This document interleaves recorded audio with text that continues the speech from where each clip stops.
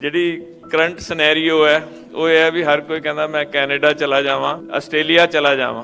ਸੋ ਉਹ ਜਿਹੜੀ ਇੱਕ ਸ਼ਾਇਦ ਇਹ ਲੱਗਦਾ ਹੈ ਵੀ ਇੰਡੀਆ ਦੇ ਵਿੱਚ ਕੋਈ ਓਪਰਚੁਨਿਟੀਜ਼ ਘੱਟ ਹੈ। ਇੰਡੀਅਨ ਇਕਨੋਮੀ ਹੈ ਜਿਹੜੀ ਫਾਸਟ ਗਰੋਇੰਗ ਇਕਨੋਮੀ ਹੈ। ਤੁਸੀਂ GDP ਗਰੋਥ ਕਿਸੇ ਵੀ ਕੰਟਰੀ ਦੀ ਦੇਖ ਲਓ ਜਿੱਥੇ ਤੁਸੀਂ ਜਾਣਾ ਚਾਹੁੰਦੇ ਹੋ, ਇੰਡੀਆ ਤੋਂ ਜ਼ਿਆਦਾ ਨਹੀਂ। 7.3% 7 ਔਰ ਜਿਹੜੇ ਕਈ ਇਕਨੋਮਿਸਟ ਹੈ ਉਹਨਾਂ ਦਾ ਕਹਿਣਾ ਵੀ 7 ਤੋਂ 9% ਦੇ ਵਿੱਚ ਸਾਡੀ ਗਰੋਥ ਰਹੇਗੀ। ਵੇਅਰ ਐਜ਼ ਤੁਸੀਂ ਕੈਨੇਡਾ, ਆਸਟ੍ਰੇਲੀਆ ਕਿਤੇ ਦੀ ਵੀ ਦੇਖ ਲਓ, ਮੇਰੇ ਖਿਆਲ ਨਾਲ 3% 4% ਤੋਂ ਜ਼ਿਆਦਾ ਨਹੀਂ ਹੋਣੀ। ਇੰਡੀਆ 2.5 ਦੇ ਆਸ-ਪਾਸ ਟ੍ਰਿਲੀਅਨ ਦੀ ਇਕਨੋਮੀ ਹੈ। 5 ਟ੍ਰਿਲੀਅਨ ਦੀ ਇਕਨੋਮੀ ਬਣਨ ਜਾ ਰਹੀ ਹੈ ਬਹੁਤ ਜਲਦੀ, ਔਰ ਜਿੰਨੀ ਇੱਥੇ ਓਪਰਚੁਨਿਟੀਜ਼ ਹੈ ਕਿਤੇ ਵੀ ਨਹੀਂ।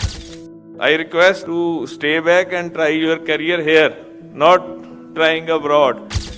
I represent the Chamber of Industrial and Commercial Undertaking. Last 15 year we have brought many changes. ਜਿੱਦਾਂ ਕਿ ਇਹਨਾਂ ਨੇ ਯੂਥ ਲਈ ਚੇਂਜ ਲਿਆਂਦਾ, ਇੱਦਾਂ ਅਸੀਂ ਇੰਡਸਟਰੀ ਵਿੱਚ ਔਰ ਐਸੋਸੀਏਸ਼ਨ ਵਿੱਚ ਚੇਂਜ ਲਿਆਉਣ ਦੀ ਕੋਸ਼ਿਸ਼ ਕੀਤੀ ਹੈ।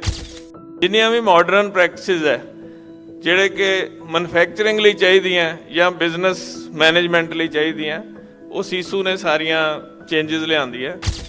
ਸਟਾਰਟਅਪ ਦੀਆਂ ਬਹੁਤ ਜ਼ਿਆਦਾ ਓਪਰਚੁਨਿਟੀਜ਼ ਹੈ, ਪੰਜਾਬ ਦੇ ਵਿੱਚ ਮਿਸਿੰਗ ਹੈ ਔਰ ਬੜਾ ਸਲੋ ਗਰੋ ਕਰ ਰਿਹਾ। ਸ਼ਾਇਦ ਬੈਂਗਲੌਰ ਦੇ ਵਿੱਚ ਮੋਰ ਦੈਨ 70,000 ਸਟਾਰਟਅਪਸ ਹੈ। ਸੋ ਮੈਂ ਇਹ ਸਭ ਨੂੰ ਰਿਕੁਐਸਟ ਕਰਾਂਗੇ ਕਿ ਯੂ ਸਟੱਡੀ ਦੀ ਸਟਾਰਟਅਪ ਛੋਟਾ ਵੀ ਹੋ ਸਕਦਾ ਹੈ, ਬੜਾ ਵੀ ਹੋ ਸਕਦਾ ਹੈ। ਕੋਸ਼ਿਸ਼ ਕਰੋ ਵੀ ਤੁਸੀਂ ਐਂਟਰਪ੍ਰੀਨਿਓਰਸ ਬਣੋ। ਬਾਹਰ ਜਾ ਕੇ ਕਿਸੇ MNC ਲਈ ਕੰਮ ਕਰਨ ਤੋਂ ਚੰਗਾ ਤੁਸੀਂ ਆਪਣੀ MNC ਬਣਾਓ। And it is not a dream, it is a doable thing. ਸਭ ਤੋਂ ਪਹਿਲਾਂ ਮੈਂ ਗੌਰਵਦੀਪ ਜੀ ਦਾ ਬਹੁਤ ਧੰਨਵਾਦੀ ਹਾਂ, ਸਾਰੀ ਟੀਮ ਦਾ ਬੜਾ ਥੈਂਕਫੁਲ ਹੂੰ for giving me this opportunity and ਇੰਨੇ ਸਾਰੇ ਯੰਗਸਟਰ ਨੂੰ ਮਿਲਣ ਦੀ ਓਪਰਚੁਨਿਟੀ ਦਿੱਤੀ ਹੈ। For that also I am very much thankful. So ਆਪਾਂ ਸਾਰੇ ਜਿਹੜੀ ਕਰੰਟ ਸਿਨੈਰੀਓ ਹੈ ਉਹ ਇਹ ਹੈ ਵੀ ਹਰ ਕੋਈ ਕਹਿੰਦਾ ਮੈਂ ਕੈਨੇਡਾ ਚਲਾ ਜਾਵਾਂ, ਮੈਂ ਆਸਟ੍ਰੇਲੀਆ ਚਲਾ ਜਾਵਾਂ। ਸੋ ਉਹ ਜਿਹੜੀ ਇੱਕ ਸ਼ਾਇਦ ਇਹ ਲੱਗਦਾ ਹੈ ਵੀ ਇੰਡੀਆ ਦੇ ਵਿੱਚ ਕੋਈ ਓਪਰਚੁਨਿਟੀਜ਼ ਘੱਟ ਹੈ। ਇੰਡੀਅਨ ਇਕਨੋਮੀ ਹੈ ਜਿਹੜੀ ਫਾਸਟ ਗਰੋਇੰਗ ਇਕਨੋਮੀ ਹੈ। ਤੁਸੀਂ GDP ਗਰੋਥ ਕਿਸੇ ਵੀ ਕੰਟਰੀ ਦੀ ਦੇਖ ਲਓ ਜਿੱਥੇ ਤੁਸੀਂ ਜਾਣਾ ਚਾਹੁੰਦੇ ਹੋ, ਇੰਡੀਆ ਤੋਂ ਜ਼ਿਆਦਾ ਨਹੀਂ। ਹੁਣ 7.3% 7 ਔਰ ਜਿਹੜੇ ਕਈ ਇਕਨੋਮਿਸਟ ਹੈ ਉਹਨਾਂ ਦਾ ਕਹਿਣਾ ਵੀ 7 ਤੋਂ 9% ਦੇ ਵਿੱਚ ਸਾਡੀ ਗਰੋਥ ਰਹੇਗੀ। ਵੇਅਰ ਐਜ਼ ਤੁਸੀਂ ਕੈਨੇਡਾ, ਆਸਟ੍ਰੇਲੀਆ ਕਿਤੇ ਦੀ ਵੀ ਦੇਖ ਲਓ, ਮੇਰੇ ਖਿਆਲ ਨਾਲ 3% 4% ਤੋਂ ਜ਼ਿਆਦਾ ਨਹੀਂ ਹੋਣੀ। ਇੰਡੀਆ 2.5 ਦੇ ਆਸ-ਪਾਸ ਟ੍ਰਿਲੀਅਨ ਦੀ ਇਕਨੋਮੀ ਹੈ। 5 ਟ੍ਰਿਲੀਅਨ ਦੀ ਇਕਨੋਮੀ ਬਣਨ ਜਾ ਰਹੀ ਹੈ ਬਹੁਤ ਜਲਦੀ, ਔਰ ਜਿੰਨੀ ਇੱਥੇ ਓਪਰਚੁਨਿਟੀਜ਼ ਹੈ ਕਿਤੇ ਵੀ ਨਹੀਂ। ਸੋ I request to stay back and try your career here, not trying abroad. ਔਰ ਸਾਨੂੰ ਇੱਦਾਂ ਦੇ ਇਨੀਸ਼ੀਏਟਿਵ ਆਫ ਚੇਂਜ ਦੇ ਤਰ੍ਹਾਂ ਦੇ ਪ੍ਰੋਗਰਾਮ ਰੈਗੂਲਰ ਕਰਦੇ ਰਹਿਣਾ ਚਾਹੀਦਾ। ਮੈਂ ਤੁਹਾਡਾ ਜ਼ਿਆਦਾ ਟਾਈਮ ਨਹੀਂ ਲਵਾਂਗਾ, hardly 2-3 minutes. I will try to talk with you. ਮੈਂ ਰਿਕੁਐਸਟ ਕਰਾਂਗਾ ਪਲੀਜ਼ ਸਾਇਲੈਂਟਲੀ ਸੁਣੋ। ਮੈਂ ਤੁਹਾਨੂੰ I represent the Chamber of Industrial and Commercial Undertaking. I think last 15 year we have brought many changes. ਜਿੱਦਾਂ ਕਿ ਇਹਨਾਂ ਨੇ ਯੂਥ ਲਈ ਚੇਂਜ ਲਿਆਂਦਾ, ਇੱਦਾਂ ਅਸੀਂ ਇੰਡਸਟਰੀ ਵਿੱਚ ਔਰ ਐਸੋਸੀਏਸ਼ਨ ਵਿੱਚ ਚੇਂਜ ਲਿਆਉਣ ਦੀ ਕੋਸ਼ਿਸ਼ ਕੀਤੀ ਹੈ। ਜਿੰਨੀਆਂ ਵੀ ਮਾਡਰਨ ਪ੍ਰੈਕਟਿਸਿਸ ਹੈ ਜਿਹੜੇ ਕਿ ਮੈਨੂਫੈਕਚਰਿੰਗ ਲਈ ਚਾਹੀਦੀਆਂ ਜਾਂ ਬਿਜ਼ਨਸ ਮੈਨੇਜਮੈਂਟ ਲਈ ਚਾਹੀਦੀਆਂ, ਉਹ ਸੀਸੂ ਨੇ ਸਾਰੀਆਂ ਚੇਂਜਸ ਲਿਆਂਦੀਆਂ। ਉਹਦੇ ਵਿੱਚ ਅਪਸਕਿਲਿੰਗ ਹੈ, ਉਹਦੇ ਵਿੱਚ ਕਾਇਜ਼ਨ ਕੰਪੀਟੀਸ਼ਨ ਹੈ, ਜੋ ਕਿ ਜੈਪਨੀਜ਼ ਵਰਡ ਹੈ ਕਾਇਜ਼ਨ। ਕਾਇਜ਼ਨ ਮੀਨਸ, ਸਾਰਿਆਂ ਨੂੰ ਸ਼ਾਇਦ ਸਕੂਲ 'ਚ ਤੁਸੀਂ ਪੜ੍ਹਦੇ ਹੋਵੋ, ਕਾਲਜ 'ਚ ਪੜ੍ਹਦੇ ਹੋਵੋ। ਕਾਇਜ਼ਨ means small changes.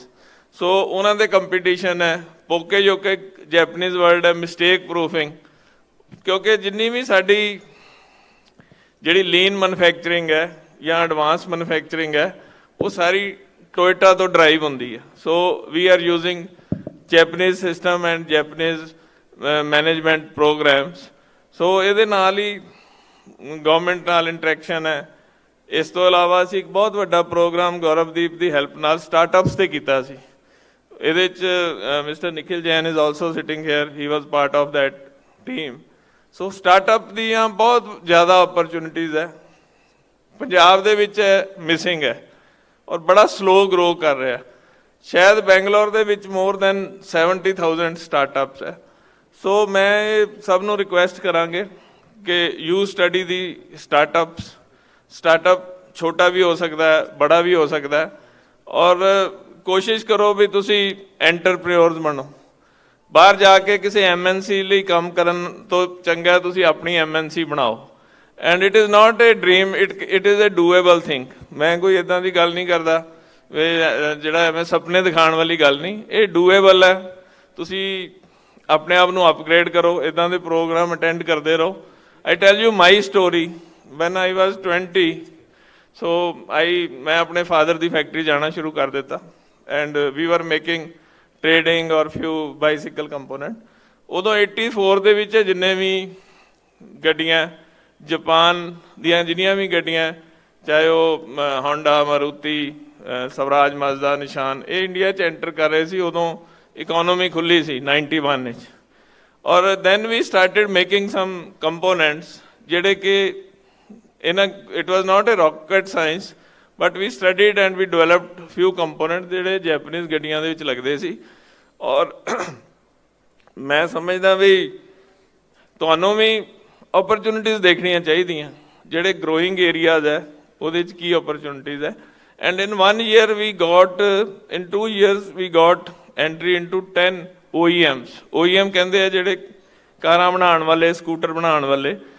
10 vehicle manufacture ਸਾਨੂੰ ਐਂਟਰੀ ਮਿਲ ਗਈ। And now our company is Indian multinational company. So there are so many opportunities, you can build your own MNC। So ਇਹਦੇ 'ਚ ਯੰਗਸਟਰਸ ਲਈ ਬੜਾ ਸਕੋਪ ਹੈ। ਦੇਖੋ IT ਦੇ ਵਿੱਚ ਇੰਡੀਆ ਬਹੁਤ ਪਿੱਛੇ ਹੈ। ਜੇ ਤੁਸੀਂ ਕੰਪੇਅਰ ਕਰੋ US, ਯੂਰਪ ਨਾਲ, ਤਾਂ ਜਿਹੜੀ ਇੰਡੀਅਨ ਬਿਜ਼ਨਸ ਹਾਊਸਿਸ ਹੈ ਉਹ 10% IT ਵੀ ਯੂਜ਼ ਨਹੀਂ ਕਰਦੇ, ਚਾਹੇ ਉਹ ਸੌਫਟਵੇਅਰ ਹੈ, ਛੋਟੇ ਵੱਡੇ ਸੌਫਟਵੇਅਰ, ਚਾਹੇ ਐਪਸ ਹੈ। So it can be a big opportunity for you can try there. Then is surveillance.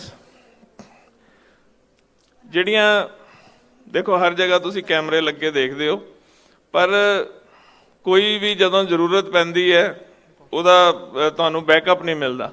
So you can create A surveillance company ਜਿਹੜੇ ਕਿ ਜਿੰਨੀਆਂ ਵੀ ਫੈਕਟਰੀਜ਼ ਜਾਂ ਗਵਰਨਮੈਂਟ ਦੇ ਟ੍ਰੈਫਿਕ ਦੇ ਸਿਸਟਮ ਹੈ ਜਾਂ ਹੋਰ ਦੂਸਰੇ ਸਿਸਟਮ ਹੈ, you can control that. You can make A small startup company with 5-7 ਜਿੰਨੀਆਂ ਵੀ ਸਟਾਰਟਅਪ ਪਹਿਲਾਂ ਤਾਂ ਡਿਵੈਲਪ ਹੋਏ ਆ, ਉਹ 5-7 ਬੰਦਿਆਂ ਨੇ ਮਿਲ ਕੇ ਬਣਾਇਆ। Build A team and start A startup.